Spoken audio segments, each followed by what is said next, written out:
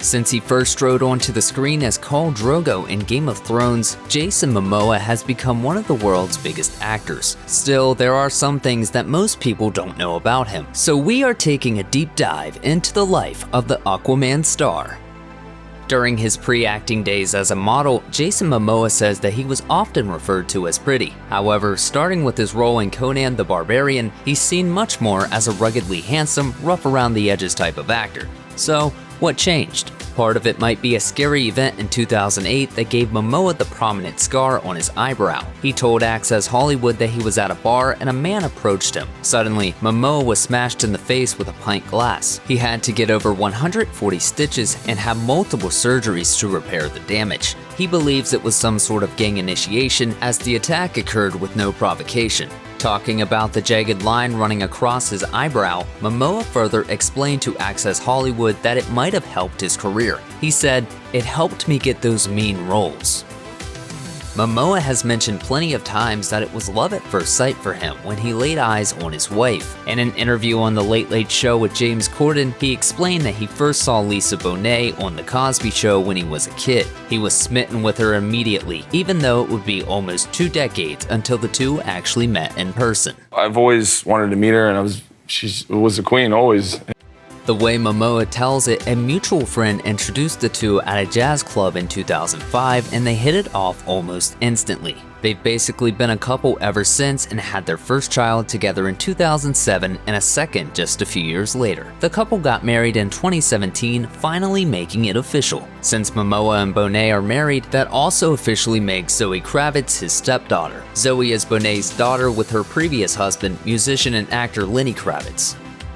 Though Momoa started to make a name for himself in film and television when he was just a teenager, it wasn't until 2011 that he first gained mainstream attention. That was when he burst onto the scene as Khal Drogo on HBO's Game of Thrones. Up until that point, Momoa was generally known for playing less savage characters, so he knew that he'd have to do something impressive to land the role. In an interview with the New York Times, Momoa explained that Drogo was a tough character to portray. The leader of the Dothraki is a man of few words, so Momoa knew he would have to demonstrate his powerful energy in a different way. When he showed up for his audition, he decided to begin with a haka, a Maori war dance. He hoped to show that he had the ability to be as physically impressive as the role needed.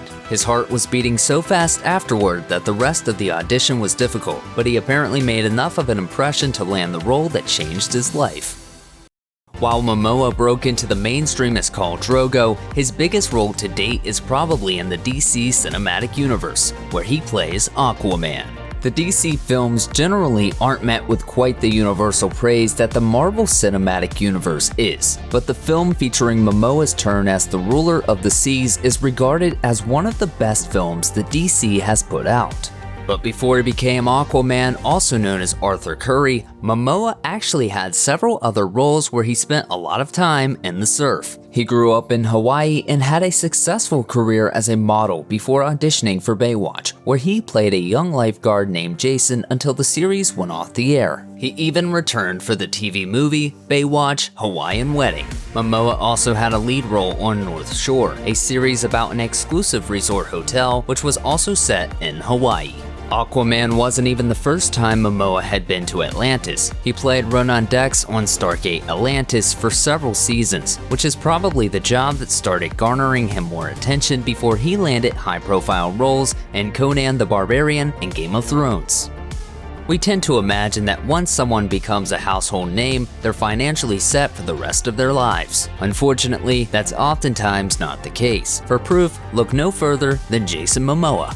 Momoa had a few acting roles that gained exposure before bursting into the big time in Game of Thrones. But while Drogo was a major character in the debut season of that series, it's important to remember that Momoa was in fewer than a dozen episodes. It was also the first season of the show, before it gained complete mainstream saturation. So it's not like Momoa was off making golden crowns for himself after his time on the series ended. In fact, the opposite is true. Momoa has stated that he was totally broke and struggling to pay bills. The actor told In Style, "I mean, we were starving after Game of Thrones. I couldn't get work. It's very challenging when you have babies and you're completely in debt. Obviously, Momoa and his family are in a much better financial situation now, as he's hardly struggling to land major parts. In addition to his ongoing role as Aquaman, Momoa is involved with plenty of other big productions like Dune. It seems he'll be a part of the A-list for quite some time, and he doesn't need to worry about keeping the lights on anymore.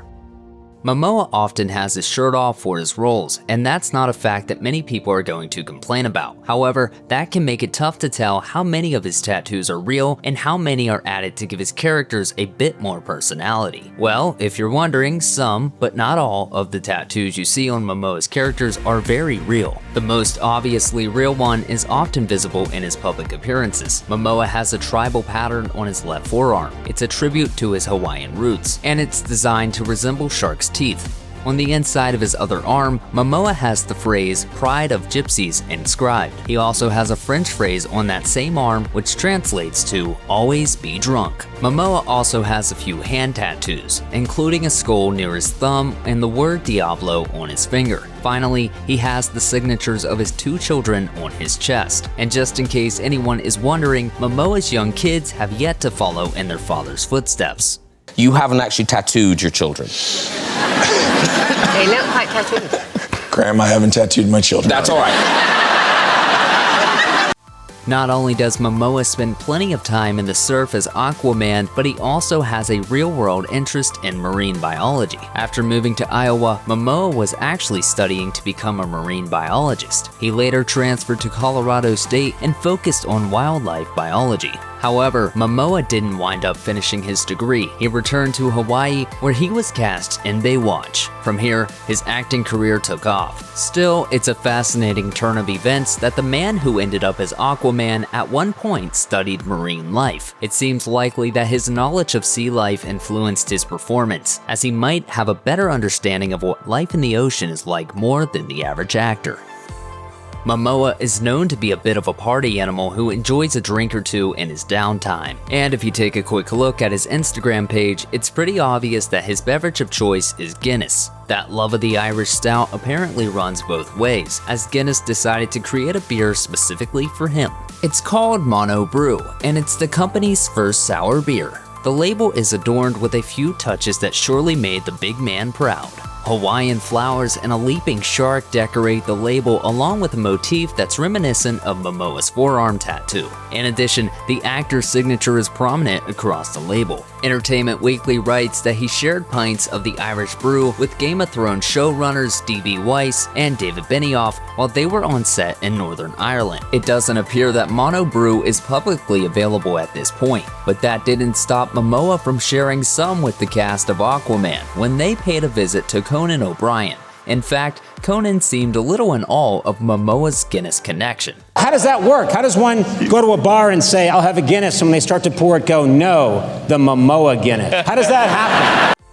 Charisma and a commanding screen presence are pretty apparent qualities of Jason Momoa. It's tough to take your eyes off of him whenever he shows up in a film or TV show. The actor also has plenty of artistic talent to share when he's behind the camera. He started his own production company in 2010 called Pride of Gypsies. The name refers to a pride of lions and a gypsy as a nomadic or free-spirited person, so the company sees their identity as an adventurous collective of filmmakers. They've shot a few trailers for television series like Frontier, and they've worked with Carhartt for a number of commercials over the last few years. They've also made 3 feature films so far: 2014's Road to Paloma, 2018's Braven, and the 2021 release Sweet Girl. Though Momoa is the name behind the production company, the only feature he's directed so far is Road to Paloma, but we're sure he has plenty of upcoming projects that he'd love to take on. Part of Momoa's draw in playing powerful characters like Khal Drogo and Aquaman comes from the fact that he's a bit banged up. We already mentioned that he obtained his prominent eyebrow scar from an unfortunate incident at a bar. However, that isn't the only injury that altered Momoa's appearance and gives his characters a bit more grit. After being cast in the role of Conan the Barbarian, Momoa reportedly told a friend of his that he would look more like the character if he had a broken nose. Taking this as an invitation, Momoa's buddy punched him in the face, helping him to instantly achieve his desired appearance. In fact, when you take a close look at some of the footage from Conan, Conan, it appears that Momoa's profile isn't quite picture perfect, and he seems to be more than okay with that. I dig it.